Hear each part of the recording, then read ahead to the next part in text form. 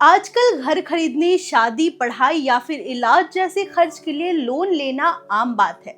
खासकर personal loan का चलन तेजी से बढ़ रहा है क्योंकि ये काफी आसानी से मिल जाता है। लेकिन लोन के साथ रिपेमेंट की कड़ी शर्तें, ऊंची ब्याज दर और बकाया न चुकाने पर जबरन वसूली जैसी हालात भी जुड़े होते हैं। ऐसे में लोन रिकवरी एजेंट की भूमिका अहम हो जाती है। पर क्या ये एजेंट आपके घर या दफ्तर कभी भी आ सकते हैं?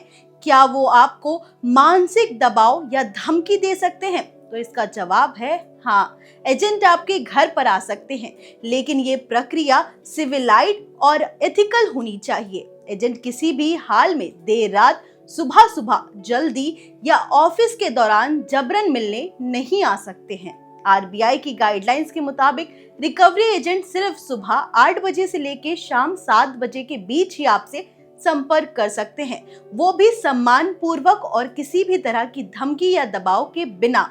तो क्या रिकवरी एजेंट क्या कर सकते हैं और क्या नहीं? रिकवरी एजेंट दरअसल घर आकर लोन की स्थिति और भुगतान विकल्पों की स्पष्ट जानकारी दे सकते हैं।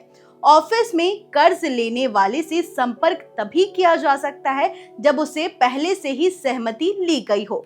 रिकवरी एजेंट कोई भी डराने, धमकाने या गाली गलौज की भाषा का इस्तेमाल नहीं कर सकता है। अगर ये नियम तोड़े जाते हैं तो बैंक और एजेंट के खिलाफ आरबीआई सख्त एक्शन भी ले सकती है। तो ऐसे में ये जानना जरूरी है कि कर्जदारों के अधिकार आखिर है क्या।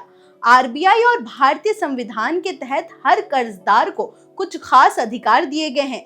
आइए उन अधिकारों के बारे में डिटेल से जानते हैं। पहला है निजता का अधिकार, यानी कि right to privacy. Recovery agent आपकी लोन डिटेल्स को सार्वजनिक नहीं कर सकता है। आपकी जानकारी जैसे मोबाइल नंबर, ईमेल, बकाया रकम आदि सिर्फ अधिकृत लोगों के साथ ही साझा की जा सकती है। दूसरा है सम्मान के साथ व्यवहार, यानी कि राइट टू फेयर ट्रीटमेंट।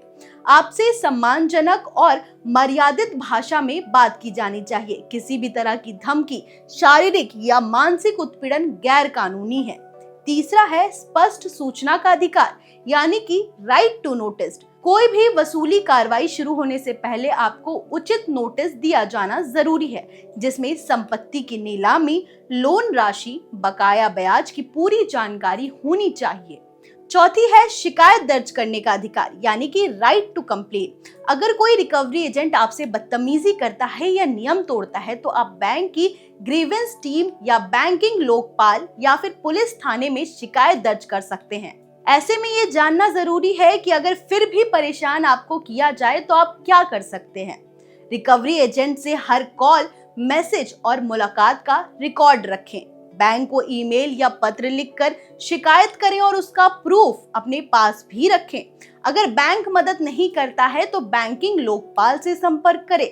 वहीं रिकवरी एजेंट अगर मारपीट की धमकी देता है तो आप फिर एफआईआर भी दर्ज करा सकते हैं। अगर कोई बैंक या उसके रिकवरी एजेंट नियम तोड़ते हैं तो आरबीआई उनके खिलाफ सख्त एक्शन भी ले सकता है। आरबीआई के पास अधिकार है कि वो बैंक और उसके एजेंट्स पर जुर्माना लगाए या उन्हें किसी क्षेत्र में वसूली से रोक दे। ऐसे में आपको ये जानना जरूरी है कि सिर्फ आप एक कर्जदार है, अपराधी नहीं है। आज बैंकिंग क्षेत्र में डिजिटल तकनीकी उपयोग से रिकवरी की प्रक्रिया को कम करना, आक्रामक और ज्यादा प्रोफेशनल बनाया जा रहा है। बैंक एसएमएस, ईमेल और एप्स के जरिए ईएमआई रिमाइंडर भेजते हैं, जिससे जबरन रिकवरी की जरूरत कम हो रही है।